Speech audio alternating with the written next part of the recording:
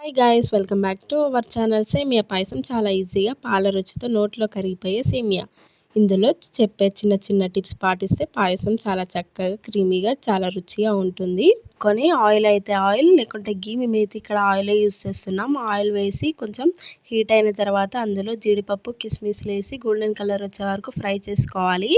అదే ఆయిల్లో మంచిగా సేమియా వేసుకొని సేమియా కూడా గోల్డెన్ కలర్ వచ్చే వరకు ఫ్రై చేసుకోవాలి. ఎందుకు ఫ్రై చేసుకోవాలి అంటున్నానంటే చాలా టేస్టీగా స్మెల్ కూడా బాగా వస్తుంది. సేమియా అనేది కొంచెం గోల్డెన్ కలర్ వచ్చే వరకు ఫ్రై చేసుకొని పక్కన పెట్టుకోవాలి. మరో పక్కన మేమైతే పాలని ముందుగానే మరిగించి పెట్టుకున్నాం. మరిగించిన పాలల్లో ఈ సేమియాను వేసి కొద్దిసేపు కుక్ చేయాలి, ఉడకనివ్వాలి. ఉడికితేనే కొంచెం క్రీమీ టెక్స్చర్ అనేది వస్తుంది, అప్పుడే బాగుంటుంది.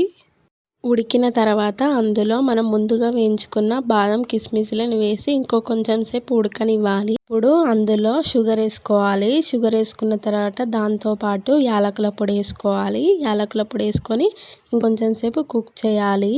ఒక సీక్రెట్ టిప్ ఏంటి అంటే సేమియాని ఆయిల్లో కానీ నెయ్యిలో కానీ బాగా వేయిస్తే విడివిడిగా ఉంటుంది. అలాగే చక్కెరను సేమియా పూర్తిగా ఉడికిన తర్వాతనే వేయాలి. అప్పుడే పాయసం చాలా క్రీమీగా రుచిగా వస్తుంది. ఇలా ఒక్కసారి చేసి చూడండి, మీ ఇంట్లో అందరికీ తప్పకుండా నచ్చుతుంది.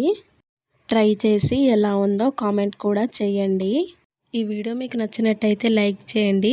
ఇంకా ఇలాంటి ఈజీ రెసిపీల కోసం సబ్స్క్రైబ్ చేయండి. నన్ను సపోర్ట్ చేయండి. బాయ్ బాయ్, టేక్ కేర్, ఉంటా మరి.